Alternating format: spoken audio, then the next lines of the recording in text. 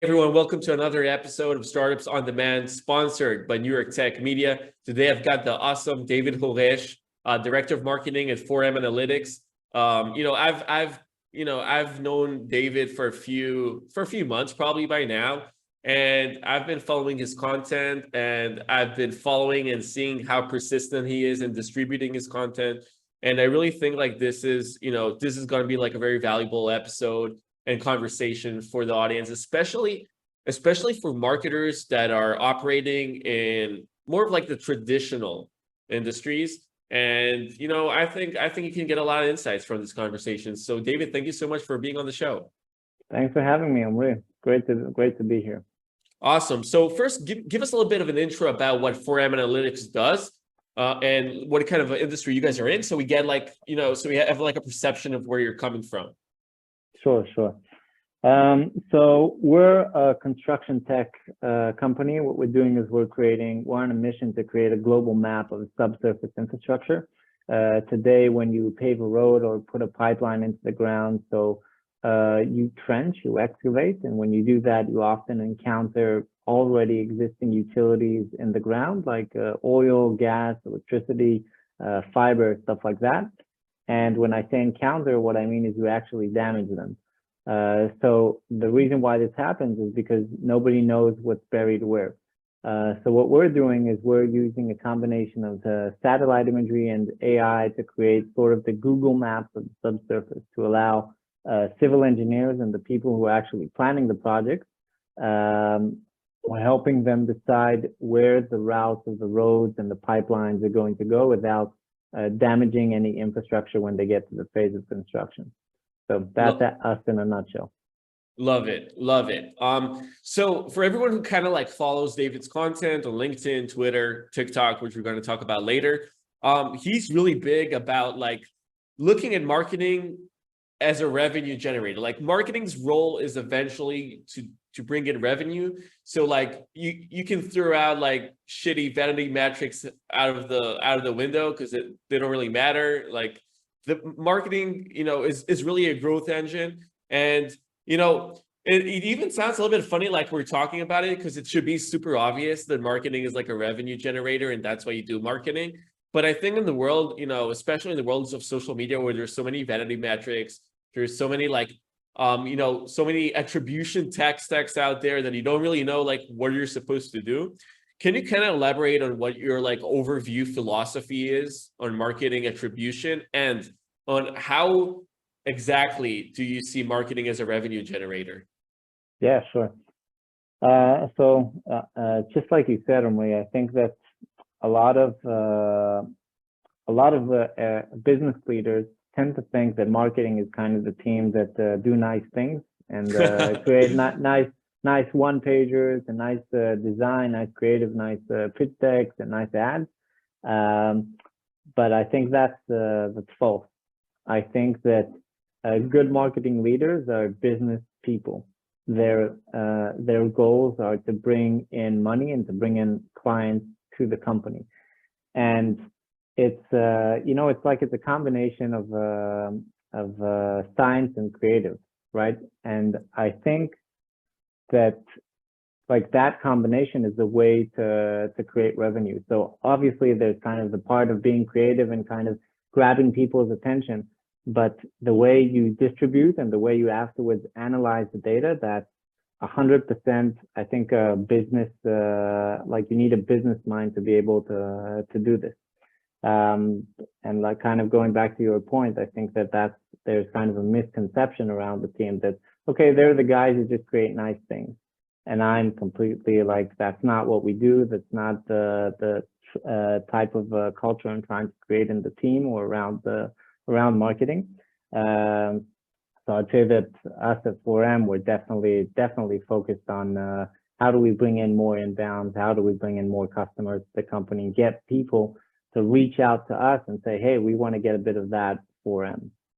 Awesome. So, okay. So this is like whatever you said, I completely agree with. But there is one issue. The issue in the current tech startup ecosystem is that a lot of marketing plays strategies and tactics are for the long term, because you want to create demand generation. And a lot of early stage startups, they mostly focus on like really, they do say, okay, we want to get revenue, but their tactics are really on the verge of being like really spammy. What do I mean by that? The current early stage startup marketing playbook is, okay, we'll do LinkedIn ads. We're going to target our specific job titles in specific industries, which I completely think it's a great strategy. And then the other, tactic they probably do is like direct outreach through email and through LinkedIn. They create, they have their sales teams on LinkedIn create kind of a strategy, and they go all in on doing DMs. The problem is that if you look at the successful startups, early stage startups that are, that have been able to continue and become really dominated in the Series A, Series B, Series C, and eventually probably or IPO or exit or whatever, they have been really focusing on building brand early on. So it's investing more in PR, investing more in organic social media. So how can you, like as a director of marketing, how do you convince management that yes, we are all in for revenue, but it takes time?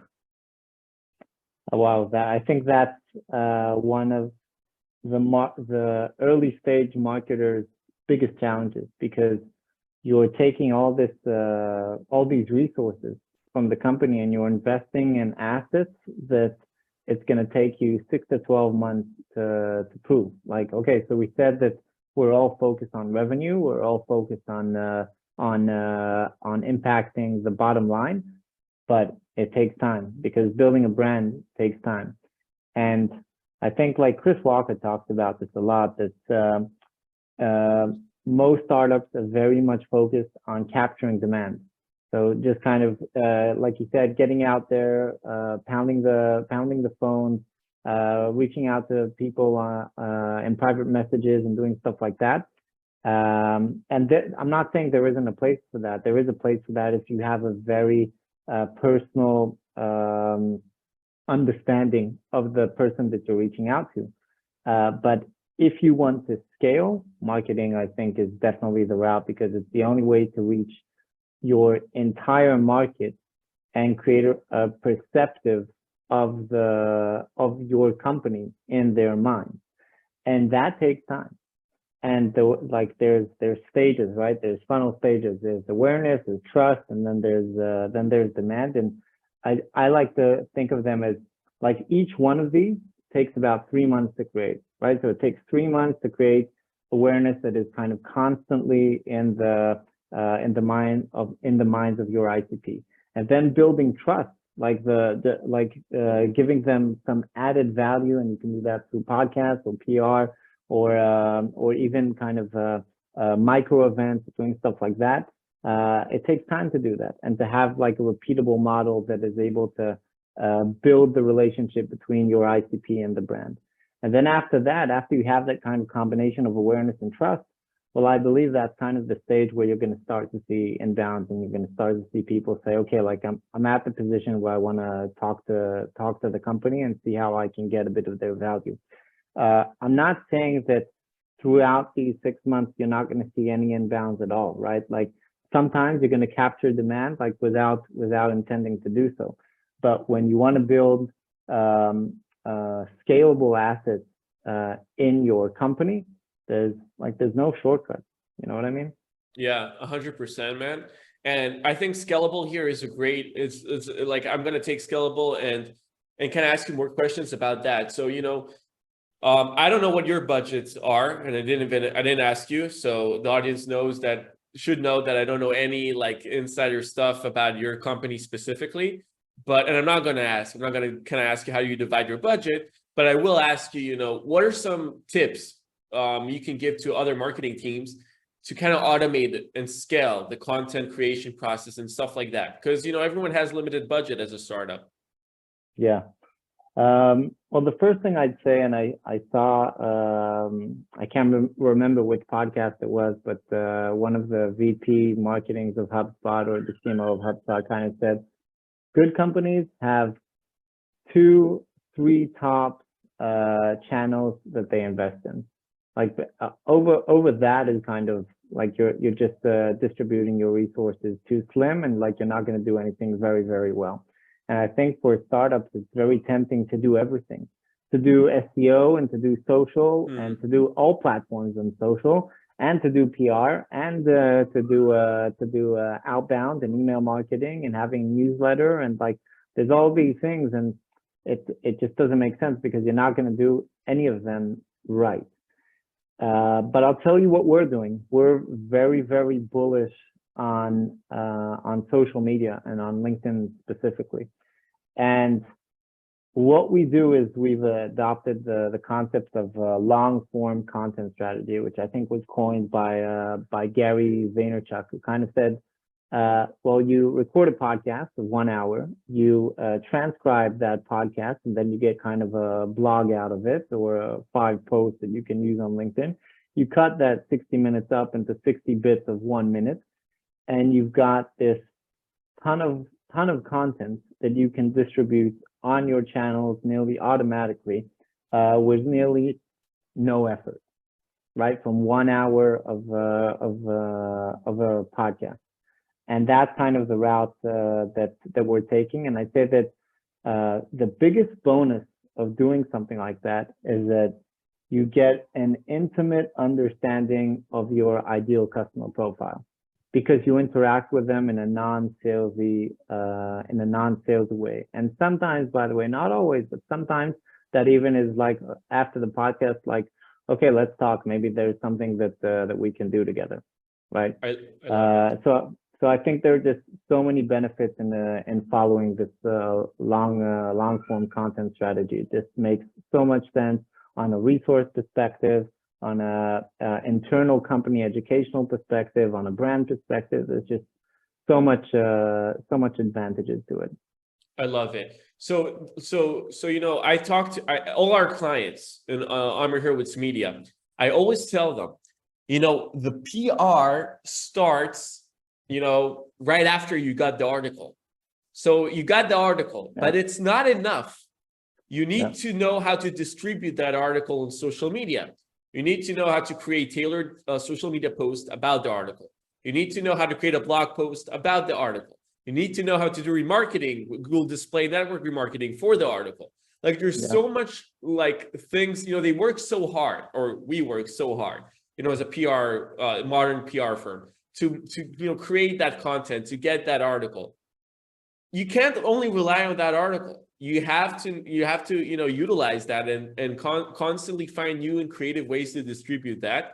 And that Gary V method is the pillar. You know, I think he calls it like the 100 pillars or something of one content. Yeah, I don't remember the exact name, but you know, startups, you gotta really understand this. This is how you win. This is how you win.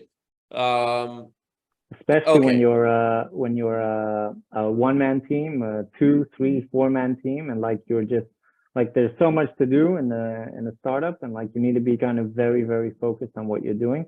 It's a great hack. I don't think it's hack because it's work. It's a legit strategy. It's not like a hack. Yeah, you know? It's a great strategy. It really is a great content strategy. Okay, so you said hacks. You said the word hack. Let's take it to there. Have you seen, or do you know, or have you kind of played with some marketing tech stack, if it's in the attribution field, if it's in the distribution field, that you recommend? And you can tell me that you don't recommend anything and you recommend to do everything manual. You can do whatever you want, but yeah. So, you know, I think that we're feeling, lots of people have been talking about this, that attribution using tech is more or less dead. Because there's all these, the channels that we're using, the online channels have these very rigid and justified privacy laws. So it makes it very difficult to track where people are coming from correctly. So, and I can tell you when we look at our HubSpot, we can see that a lot of people are coming in from either direct, or search, but the truth is that I'd say about 80–90% of the inbounds that we have come in through LinkedIn. So I don't believe these platforms anymore. And the reason why I know that these people come from LinkedIn is because we put in a self-attribution form, which basically means that we have them, when they reach out to us, we have them fill out a mandatory section where they need to tell us where they came from.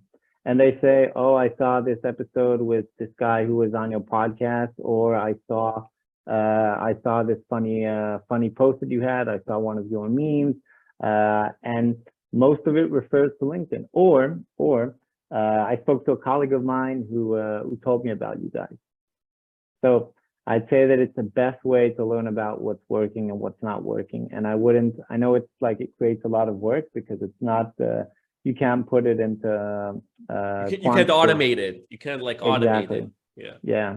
And you can't, like, there's no numbers behind it, right? Because it's like you're reading a story of how they came to you, right? It's like a sentence or two sentences, but it's what really teaches you about what works.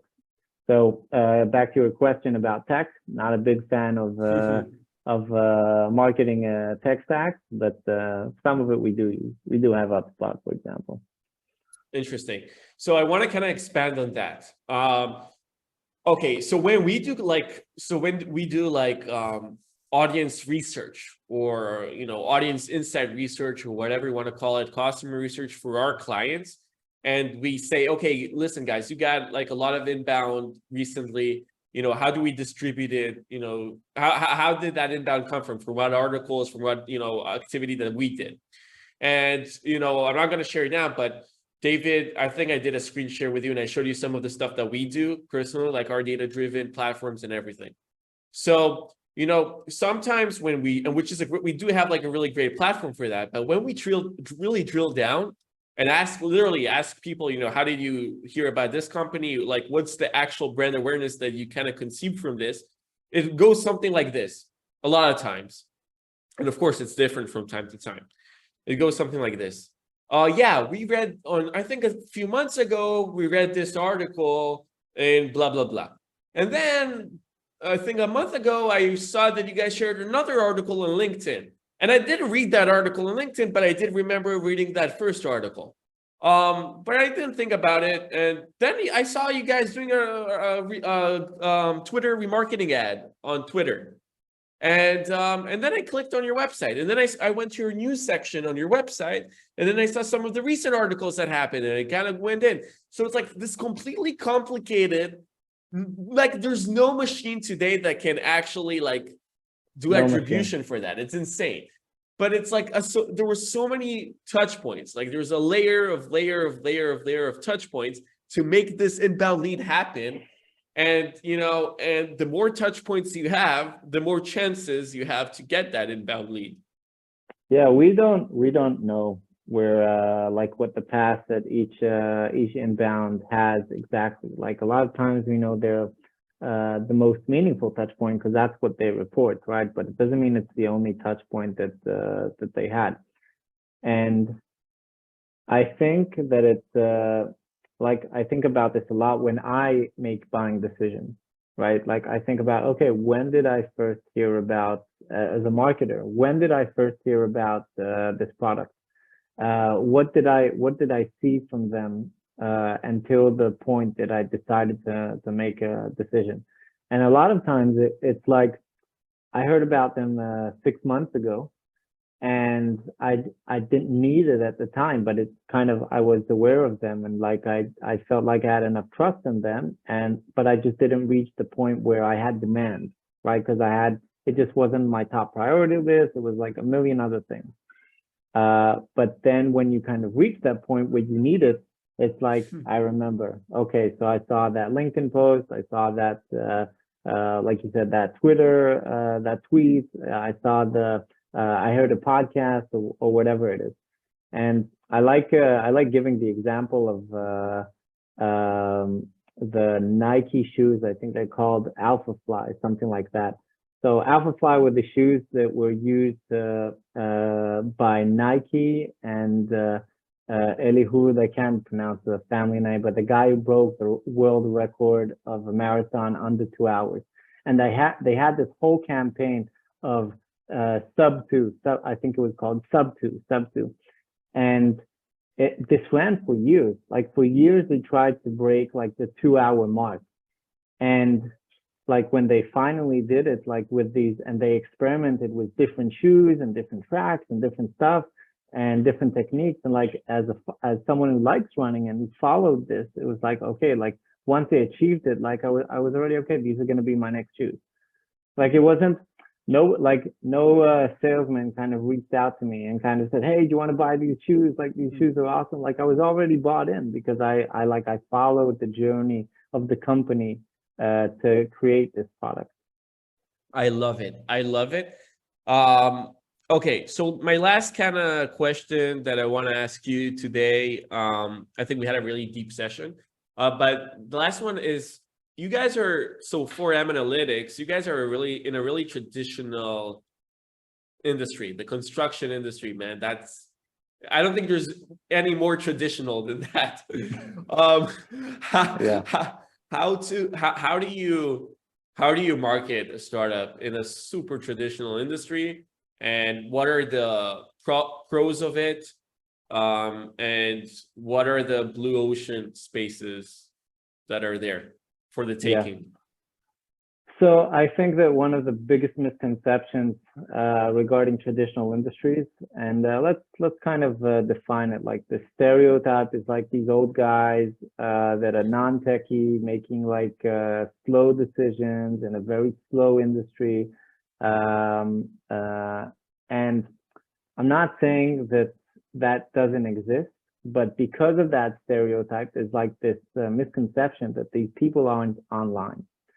And what that means for people who think this is, okay, so I need to be in hard copy niche magazines, or I need to be I need to meet them only at trade shows, right?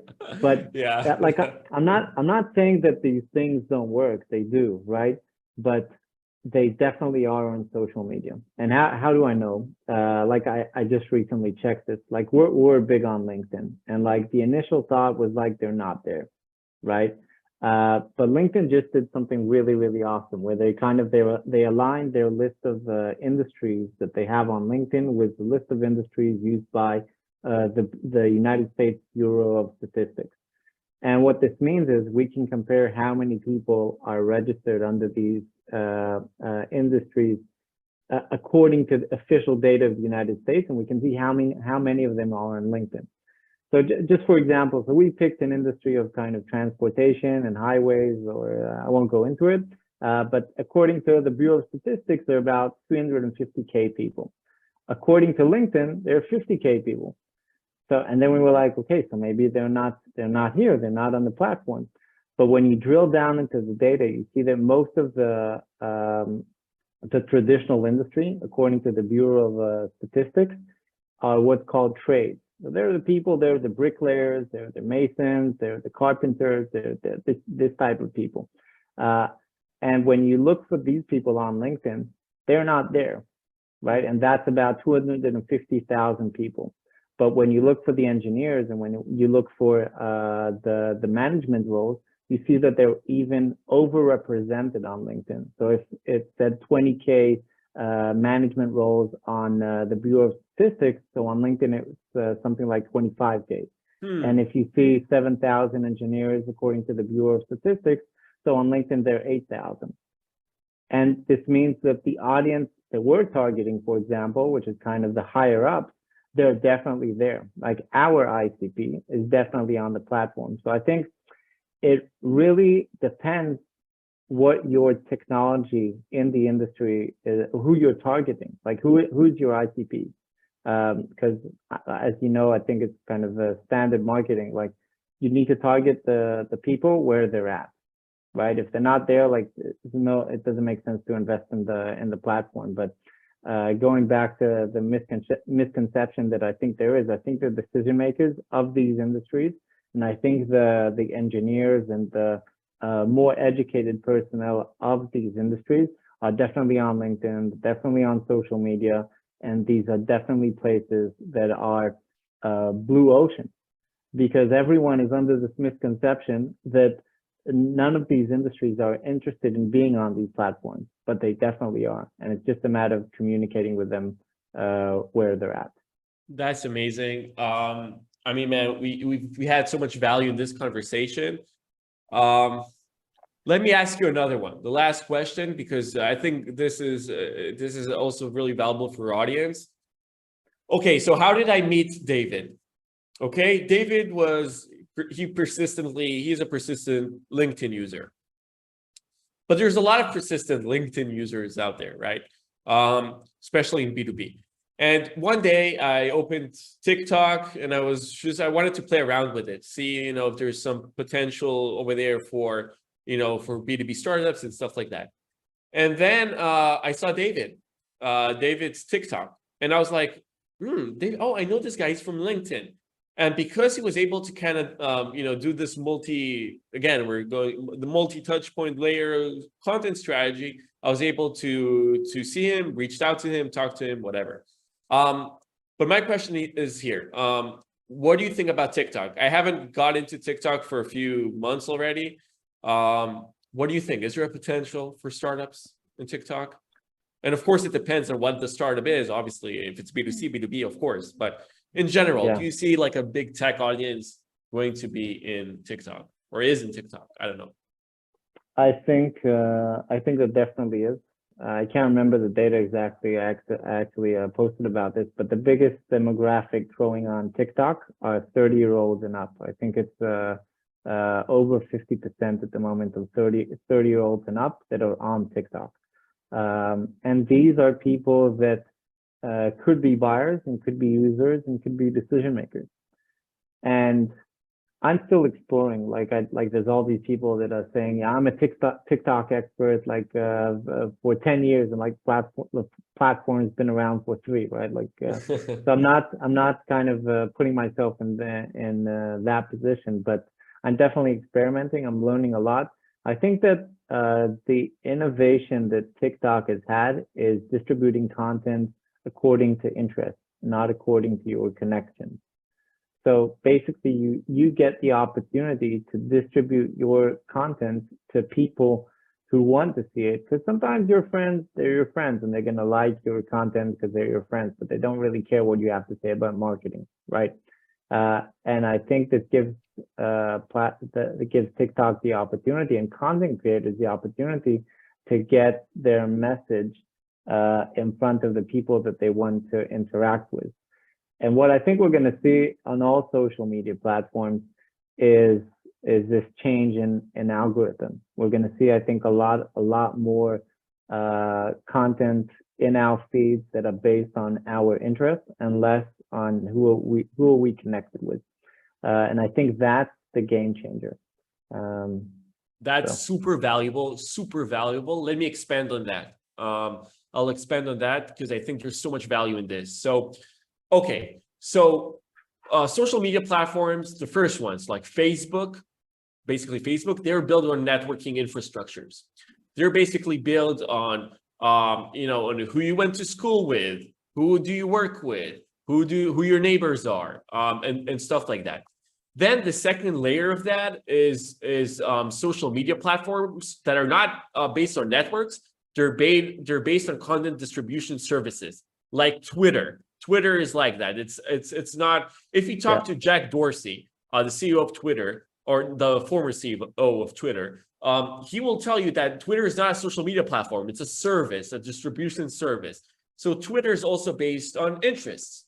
Okay, YouTube is the same thing. YouTube is based on content. You see, the more Jordan Peterson videos you watch, the more Jordan Peterson content you're going to see on the platform. And there's a lot of it. And then TikTok is doing the same.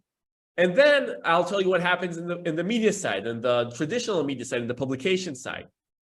Platforms like Yahoo Finance, or platforms like Newsbreak, or platforms like The Verge, a big tech publication, they're seeing this and they're like, hey, we need to start doing our algorithm to fit the user. So if you go to yahoo.com, you can literally choose what type of news you want to consume instead of just like the general news. So I'm definitely thinking that this is where media is going. And another insight here is that there's platforms like Substack. Substack is basically the YouTube of journalism, the YouTube of reporting. And this is where people are going. They're going to they're going to subscribe, and they're going to redirect to specific interests in their industry. And it doesn't have necessarily need to be someone they know personally. And that's the beauty of it, that then you can kind of amplify your reach. So, you know, David, like, I really enjoyed this conversation. Thank you so much for taking the time. Likewise, my friend. There's so much value. For people who want to kind of follow David, you can check out his LinkedIn profile, his Twitter profile, his TikTok profile. And if they want to learn more about 4M Analytics, where can they find 4M Analytics? I think we've done some pretty good SEO, so just Google us. But we're most active on LinkedIn. I'm most active on LinkedIn. Those are the best places to find me and us. Awesome, man. Thank you so much for taking the time, and talk soon, buddy. Thanks.